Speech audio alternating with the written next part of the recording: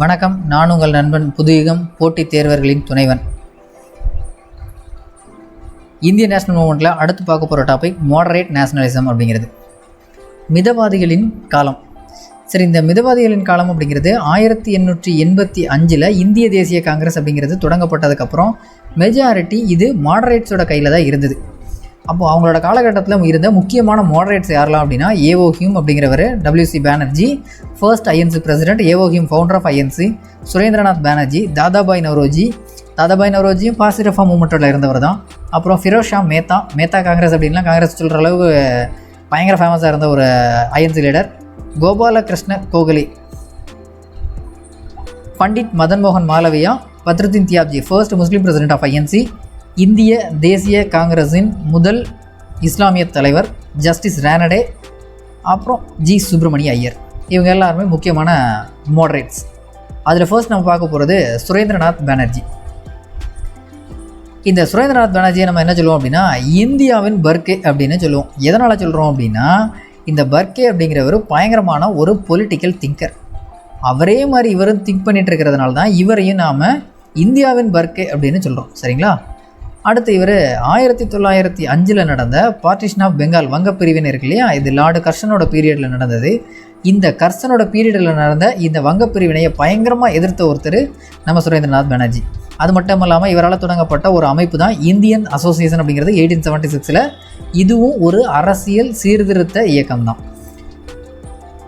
இந்திய national conference, இந்திய தேசிய மாநாடு அப்படிங்கிற ஒன்று 1883 தொடங்கப்பட்டு இது பின்னால் எதனோட மெர்ஜ் ஆச்சு அப்படின்னா 1886 இந்திய தேசிய காங்கிரஸுடன் இணைக்கப்பட்டது.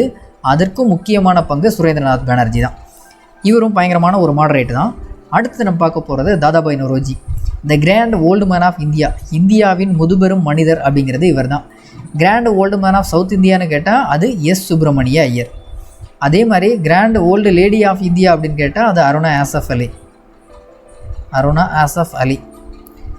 அப்புறம் இவருக்கு வேற என்ன ஒரு சிறப்பு இருக்குது அப்படின்னா இவர் தான் அன்அஃபீஷியல் அம்பாசடர் இன் இங்கிலாந்து, அதாவது இந்தியாவின் அறிவிக்கப்படாத ஒரு அஃபீஷியலாக அலுவலகம் சார்ந்து அறிவிக்கப்படாத ஒரு தூதர் அப்படின்னா அது நம்ம தாதாபாய் நவ்ரோஜி தான்.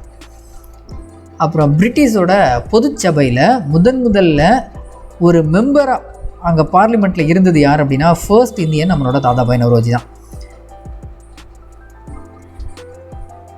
நெக்ஸ்ட்டு முக்கியமான ஒரு லீடர் கோபாலகிருஷ்ண கோகலே. இந்த கோபாலகிருஷ்ண கோகலே அப்படிங்கிறவர் தான் நம்ம மகாத்மா காந்தியோட பொலிட்டிக்கல் குரு. எதனால் பொலிட்டிக்கல் குருன்னு சொல்கிறோம் அப்படின்னா நம்ம மகாத்மா காந்தி 1915 இந்தியாவுக்கு ஜனவரி 9 வந்ததுமே முதல்ல போய் அவர் எந்த அமைப்பில் சேர்ந்தார் அப்படின்னா 1905 தொடங்கப்பட்ட, அதுவும் கோபாலகிருஷ்ண கோகலேவால் தொடங்கப்பட்ட சர்வன்ஸ் ஆஃப் இந்தியன் சொசைட்டி அப்படிங்கிற இந்த அமைப்பில் தான் முதல்ல போய் காந்தி சேர்ந்திருந்தார். அதற்கப்புறம் தான் அவரோட போராட்டங்கள்லாம் மிக வலிமையாகி ஒட்டுமொத்த இந்தியாவுக்குமான போராட்டம், சுதந்திர போராட்டத்தை கையில் எடுத்தது. அதனால் அவரோட முதல் சேர்ந்த அமைப்பு இதுதான். இன்னொன்று, காந்தி சவுத் ஆஃப்ரிக்காவிலேருந்து இந்தியாவுக்கு வர்றதுக்கு முக்கிய காரணமும் இவரும் கூட. இங்கே நடக்கக்கூடிய பிரச்சனைகள்லாம் இவர் நம்ம கோபாலகிருஷ்ண கோகலே காந்திகிட்ட சொல்கிறதுக்கு முக்கியமான ஒரு தூதராக இருந்தவர் நம்ம சிஎஃப் ஆண்ட்ரியூஸ் இல்லையா. அதன் மூலமாக தான் நம்ம மகாத்மா காந்தி அப்படிங்கிறவர் நம்ம கோபாலகிருஷ்ணவை தன்னோட பொலிட்டிக்கல் குருவாக தேர்ந்தெடுத்திருந்தார். சரிங்களா? அடுத்தது ஜி சுப்பிரமணிய ஐயர். இந்த ஜி சுப்பிரமணிய ஐயர் அப்படிங்கிறவர் தான் முதலில் தமிழில் தொடங்கப்பட்ட, அதுவும் தமிழரால் தொடங்கப்பட்ட முதல் பத்திரிகை அப்படின்னு எதுன்னா அது சுதேசமித்ரன். இது 1882 தொடங்கப்பட்டது. த ஹிந்து நியூஸ் பேப்பர் 1878 தொடங்கும் போது இது ஒரு வார இதழாக தான் இருந்தது. இது டெய்லியாக மாறினது 1889. இது டெய்லியாக மாறினது 1899. இவரும் தன்னோட கருத்துக்களை எதன் மூலமாக தொடங்கினார் அப்படின்னா மெட்ராஸ் மகாஜன சபா அப்படிங்கிற அமைப்பு தொடங்கப்பட்டது 1884. இந்த அமைப்போட ஃபர்ஸ்ட் பிரசிடெண்ட் தான் பி ரங்கையா நாயுடு அப்படிங்கிறவர்.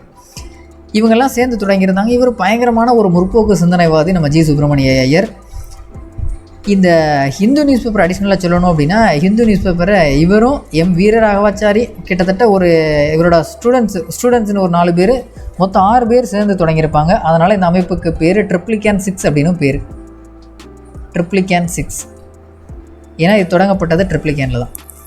இந்த ஹிந்து நியூஸ் பேப்பர் தான் அப்புறம் இவர் இதிலேருந்து விலகி தான் தனியாக சுதேசமித்திரன் தொடங்குவார். அப்புறம் இந்த ஹிந்து நியூஸ் பேப்பர் 1905 கஸ்தூரி ரங்க ஐயங்காரோட கமிஷன் ட்ரஸ்ட்டுக்கு விற்கப்பட்டது. இப்போ வரைக்கும் அவங்கள்ட்ட தான் தொடர்ந்துட்டுருக்கு. சரிங்களா. அப்புறம் இவர் கடைசி காலகட்டத்தில் இவரால் தொடங்கப்பட்ட ஒரு பத்திரிகை தான் இந்தியன் சோசியல் ரெஃபார்மர் அப்படிங்கிற பத்திரிகை. Indian social reformer. இந்த பத்திரிகையோட எடிட்டராக இருந்தவர் தான் நம்ம ஜி சுப்பிரமணிய ஐயரோட ரொம்ப க்ளோஸ் ஃப்ரெண்டு காமாட்சி நடராஜன்.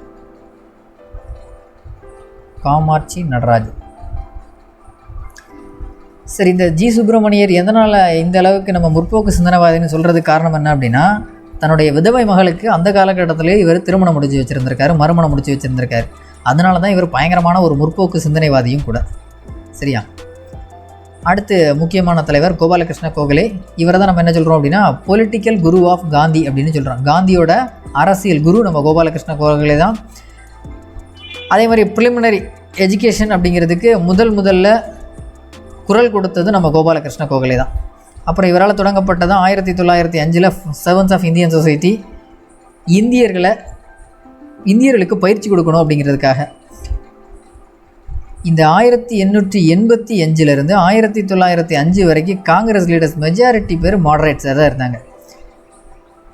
இந்த மாடரேட்ஸோட நோக்கம் என்ன அப்படின்னா, ஒட்டுமொத்த ஆங்கிலேய அரசாங்கத்தின் சட்டங்கள் மீது பயங்கரமான நம்பிக்கை வச்சுருந்தாங்க. அதை நம்பி தான் இவங்களோட முழக்கங்கள் எல்லாமே, போராட்டங்கள் எல்லாமே இருந்தது. சரிங்களா.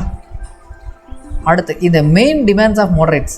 சரி, மாடரேட்ஸ் 1885 அவங்களோட டிமாண்ட்ஸ் வச்சுட்ருக்காங்க இல்லையா. அதில் முக்கியமான டிமாண்ட்ஸ், கோரிக்கைகள்லாம் என்ன அப்படின்னா, expansion and reform of legislative council. அதாவது இங்கே லெஜிஸ்லேட்டிவ் கவுன்சில்னு ஒன்று இருக்குது, அதாவது சட்ட மேலவை மாதிரி. அதில் அதனோட எண்ணிக்கையை அதிகப்படுத்தணும். அது மட்டும் இல்லாமல் நிறையா சீர்திருத்தங்கள் கொண்டு வரணும். சீர்திருத்தங்கள் கொண்டு வரணும்னா என்ன, இந்தியர்களுக்கான இட வாய்ப்பு கொடுக்கணும், அவ்வளோதான், வேறு ஒன்றுமே இல்லை. சரியா. அப்புறம் greater opportunity for Indians in higher post by holding the ICS examination simultaneously in England and in India. அதாவது இந்தியன் சிவில் சர்வீஸ் அப்படிங்கிற இப்போ நம்ம UPSC தேர்வு இருக்கு இல்லையா, இந்த தேர்வெல்லாம் இந்தியர்களும் எழுதுனா மிக உயர்ந்த பதவிகளில் இந்தியர்களுக்கும் வாய்ப்பு கிடைக்கும். அதனால் ICS எக்ஸாமினேஷனை இந்தியாவில் இங்கிலாந்துலேயும் ஒரே நேரத்தில் நடத்தணும் அப்படிங்கிறத கோரிக்கைகளே வச்சுருந்தாங்க மாடரேட்ஸ். ஏன்னா இந்தியாவில் ஒரு பிரச்சனை இருந்தது என்ன அப்படின்னா, ஒருத்தர் கடல் கடந்து போயிட்டா அவர் இந்துவாகவே இல்லை அப்படிங்கிற மாதிரியான ஒரு ஐதீகம்லாம் ஒரு காலகட்டத்தில் இருந்தது.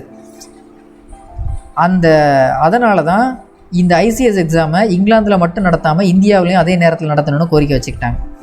அப்புறம் separation of judiciary from executive. நிர்வாகம் இருக்கிற இடத்துல நீதியும் இருந்தது அப்படின்னா அது சரியான நீதியாக இருக்காது. அதனால் ரெண்டையும் தனித்தனியாக பிரிக்கணும் அப்படிங்கிறது இந்த மாடரேட்ஸோட நோக்கம். அப்புறம் மோர் power for the local bodies. இப்போ நம்ம கரண்ட்டில் பார்த்தோம் அப்படின்னா சென்ட்ரல் கவர்மெண்ட் இருக்குது, ஸ்டேட் கவர்மெண்ட் இருக்குது, அதுபோக லோக்கல் செல்ஃப் கவர்மெண்ட்டுன்னு ஒன்று இருக்குது. எதனால் இந்த லோக்கல் செல்ஃப் கவர்மெண்ட்டு தேவைப்படுது அப்படின்னா, இந்திய மக்களோட சுதந்திரத்தை பற்றியும் தேசப்பற்றை பற்றியும் தெரியணும் அப்படின்னா, இன்னொன்று இங்கே உள்ள பொருளாதாரத்தை பற்றி தெரியணும் அப்படின்னா, அதுக்கு இந்த லோக்கல் செல்ஃப் கவர்மெண்ட்டு ரொம்ப முக்கியம். அதனால் லோக்கல் பாடிஸ்க்கு அதிகமான பவர் கொடுத்தா தானே இது எல்லாமே சாத்தியம். அதனால் அதையும் நம்ம மாடரேட்ஸ் கேட்டுட்டு இருந்தாங்க.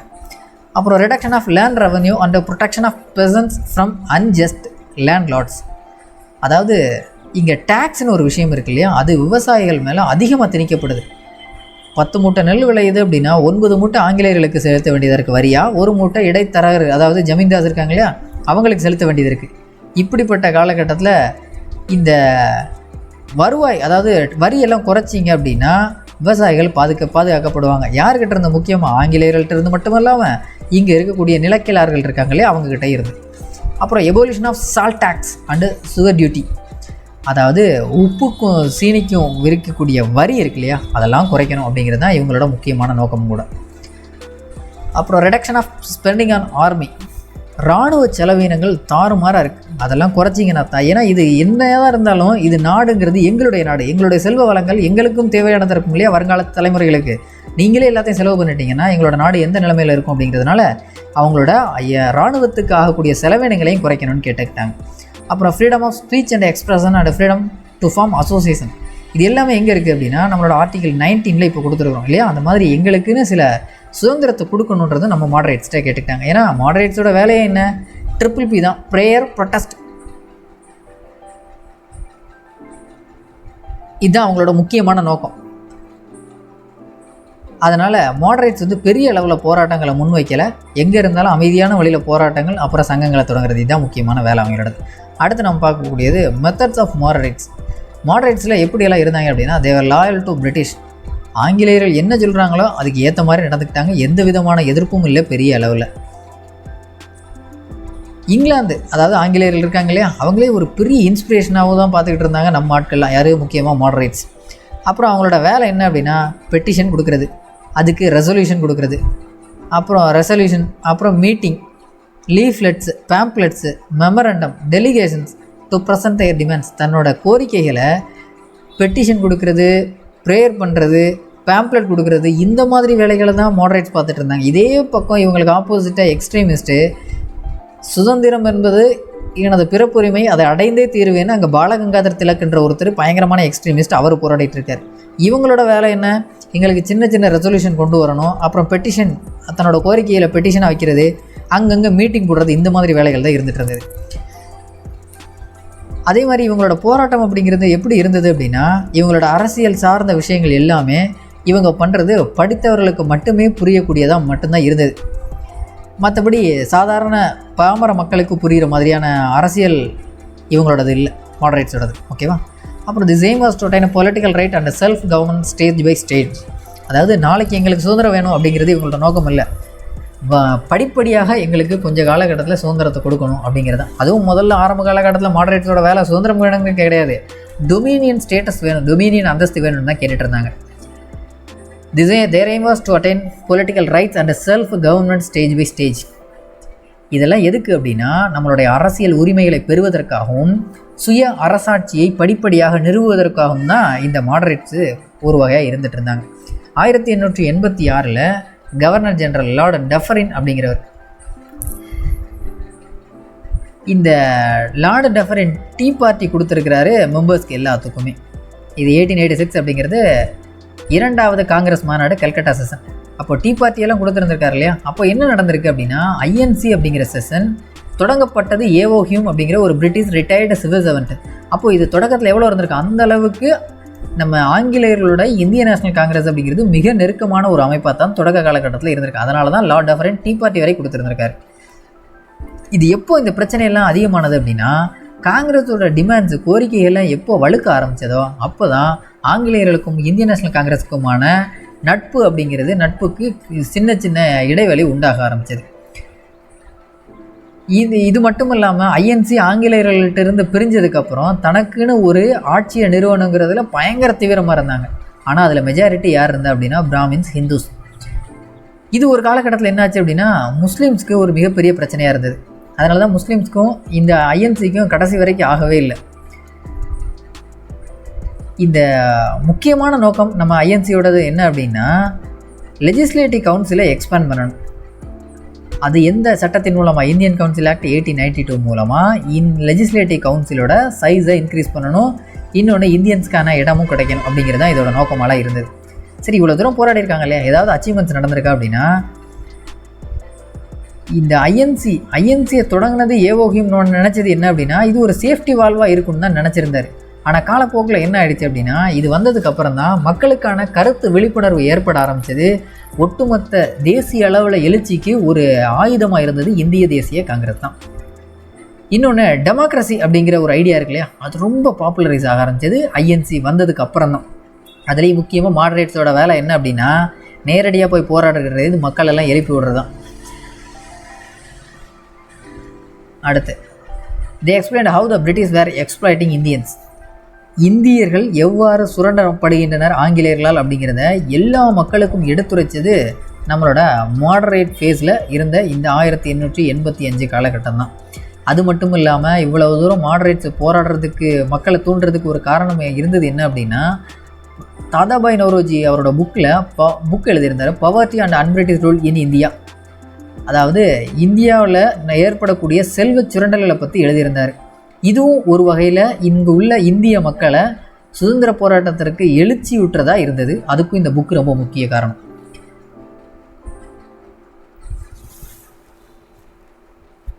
He showed how India's wealth was going away to England in the form of salary, saving, pension, payment to the British troops in India. அதாவது நம்மளுடைய இந்தியாவில் இருக்கக்கூடிய செல்வ வளங்கள் இருக்கு இல்லையா, இதெல்லாம் எப்படி ஆங்கிலேயர்கள் மூலமாக அவங்களோட நாட்டுக்கு எடுத்துக்கொள்ளப்படுது அப்படிங்கிறத அவங்களோட சம்பளம் மூலமாக, அவங்களோட சேமிப்பு மூலமாக, அவங்களுக்கு கொடுக்கக்கூடிய பென்ஷன் மூலமாக, அவங்களுக்கு கொடுக்கக்கூடிய படை வீரர்கள் கொடுக்கக்கூடிய சம்பளம் மூலமாக, இதன் மூலமாக தான் நம்மளுடைய நாட்டோட செல்வ வளங்கள்லாம் ஆங்கிலேய நாட்டுக்கு போகுது அப்படிங்கிறத அவரோட புக்லேயும் குறிப்பிட்டிருந்தார்.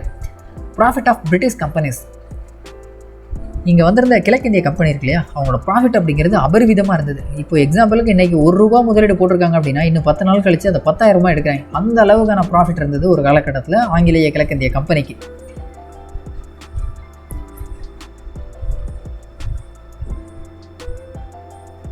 பெல்பை கமிஷன் அப்படிங்கிற ஒன்றை உருவாக்கியிருந்தாங்க ஆங்கிலேயர்கள்.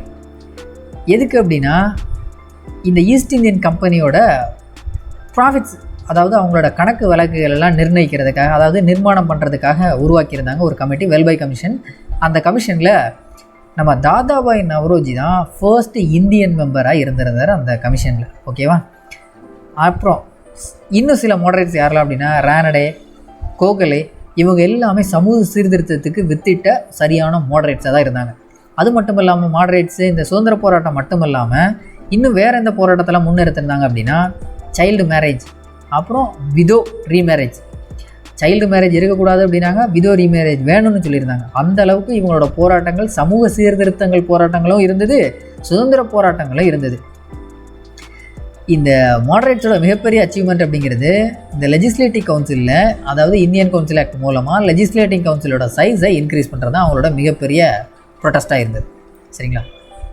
Okay, thank you.